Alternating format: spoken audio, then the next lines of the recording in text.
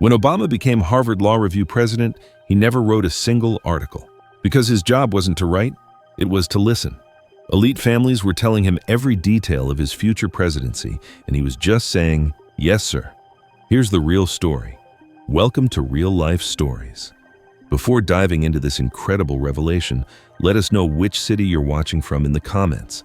And if you believe these elite conspiracy secrets should be exposed, don't forget to hit the like button. Also, subscribe to our channel so you won't miss similar shocking discoveries about how America's leaders are really chosen. Because tonight, you'll learn how Obama's presidency was planned 30 years in advance. But this story reveals something that would shock every American voter.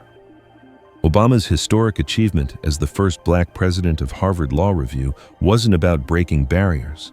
It was about accepting a role in the most sophisticated political recruitment operation in American history.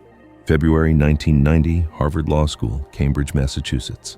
28-year-old Barack Obama had just been elected president of the Harvard Law Review, making headlines as the first African-American to hold this prestigious position.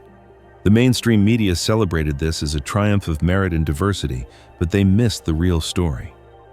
Obama's election wasn't decided by fellow students.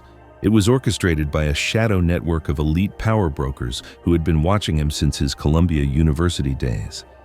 These weren't ordinary wealthy donors or political operatives. These were representatives of America's oldest and most powerful families, the Rockefellers, the Kennedys, the Bushes, and others whose names rarely appear in public but whose influence shapes every major political decision. The day after his election, Obama received a phone call that would change his life forever.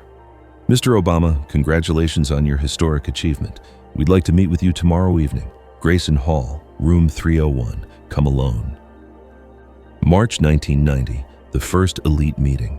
Obama arrived at the designated location to find 5 men in expensive suits around a mahogany table. They had mapped out his entire political career: Illinois State Senate, U.S. Senate, and ultimately the presidency. "Your role as Law Review president is not to showcase your legal brilliance. It's to prove your ability to follow directions," the eldest man explained. "You will write no articles, make no independent decisions. Your job is to listen and demonstrate absolute loyalty." Obama was stunned. "You want me to be a figurehead?" "We want you to be presidential material, and presidential material follows guidance from those who shape history." April 1990, the recruitment strategy. Over the following months, Obama attended weekly meetings with the American Leadership Council. They explained their strategy. Obama represented the perfect candidate for 21st century America: young, charismatic, biracial, and completely dependent on their support. "Traditional political dynasties are becoming obsolete," a one member explained. "We need fresh faces who can implement time-tested policies. You are that fresh face." Obama learned about the council's influence across media companies, financial institutions, and political machines that would clear his path to power. May 1990, the Law Review performance. Obama's tenure as Harvard Law Review president was unlike any in the publication's history. While previous presidents had showcased their legal scholarship, Obama published nothing under his own name. Professor Lawrence Tribe later noted, "Barack was extraordinarily talented, but his presidency was different. He seemed more focused on managing personalities than legal scholarship." Obama was following council instructions, demonstrating executive capability while avoiding controversial positions that could be used against him in future campaigns. September 1990, the long-term plan revealed. As Obama's final year at Harvard began, the council revealed the complete timeline for his political career. The level of detail was astounding. They had already identified potential opponents for his future races, planned his messaging strategies, and begun building the financial networks that would support his campaigns. 1995, community organizing in Chicago to build grassroots credibility. One council member read from a detailed document. 1996, Illinois State Senate replacing Alice Palmer. 2004, U.S. Senate defeating Alan Keyes. 2008, presidential campaign defeating Hillary Clinton and John McCain. Obama was shocked by the specificity. "You've already decided who I'll be running against?" "Mr. Obama, politics at this level isn't about competition. It's about choreography. Hillary Clinton will run in 2008 because we need her to. She'll provide the perfect contrast to your message of change and unity. John McCain will be the Republican nominee because his war record will make your opposition to Iraq look principled rather than unpatriotic. The council had war-gamed every scenario, prepared responses to every possible attack, and identified the exact coalition of voters Obama would need in each election. January 1991, the media strategy. As Obama prepared to graduate from Harvard, the council began implementing their media strategy. Profiles in major newspapers and magazines would introduce Obama to the American public as a rising star, emphasizing his historic achievement as the first Black Harvard Law Review president while carefully avoiding mention of his lack of published legal scholarship. The council had connections at the New York Times, Washington Post, Time magazine, and other major publications. Editors received subtle guidance about how to frame Obama's story. Focus on biography and inspiration, avoid policy details and legal analysis. Your narrative is more important than your resume, a council member explained to Obama. People vote for stories, not qualifications. Your story, the audacity of hope, change we can believe in. These phrases weren't chosen randomly. Our polling and focus group research identified the exact emotional triggers that will resonate with American voters in the coming decades. Obama realized that even his most personal and inspirational rhetoric had been market-tested and strategically planned. June 1991, the post-Harvard assignment. When Obama graduated from Harvard Law School, he had multiple prestigious job offers: federal clerkships, positions at top law firms, academic appointments.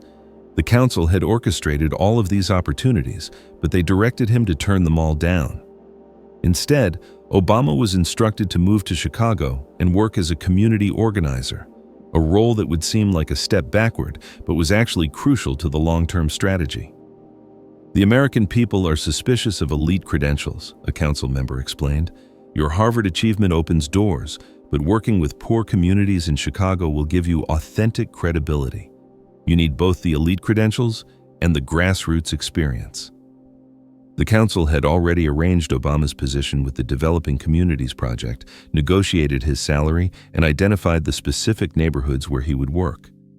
Even his community organizing, presented as altruistic public service, was part of a carefully orchestrated political resume-building operation. 1992-1995, the Chicago Preparation. During his years as a community organizer in Chicago, Obama maintained regular contact with the council through encrypted phone calls and occasional face-to-face meetings.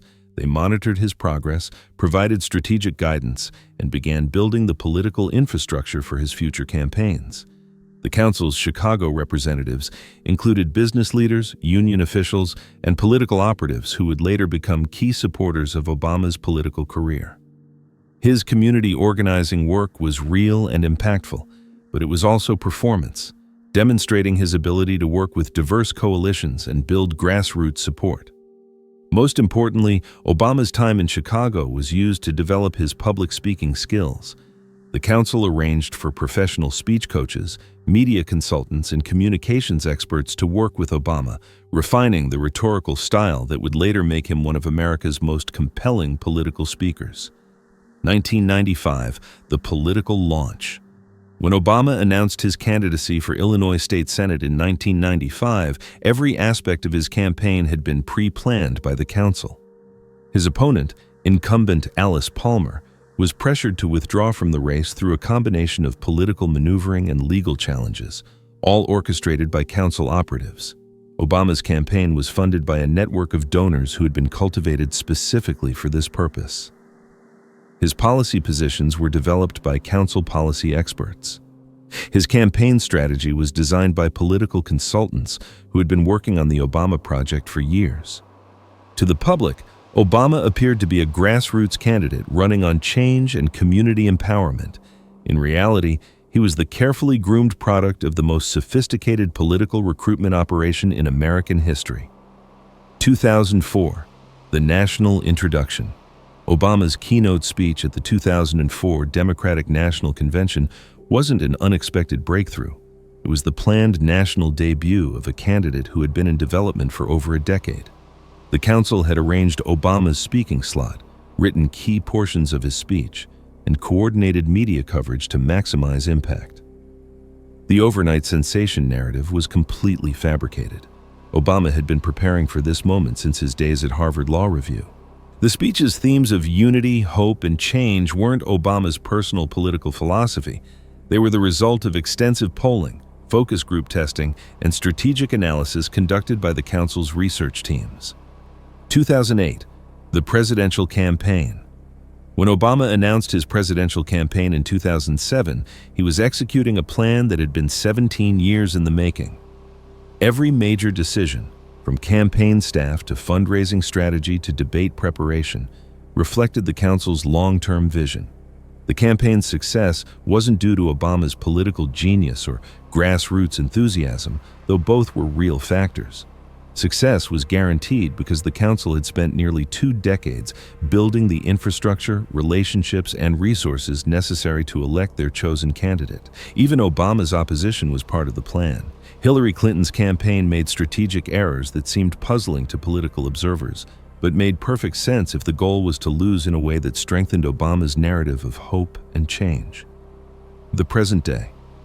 The Harvard legacy. Today, Obama's time as Harvard Law Review president is remembered as a historic breakthrough that predicted his future greatness.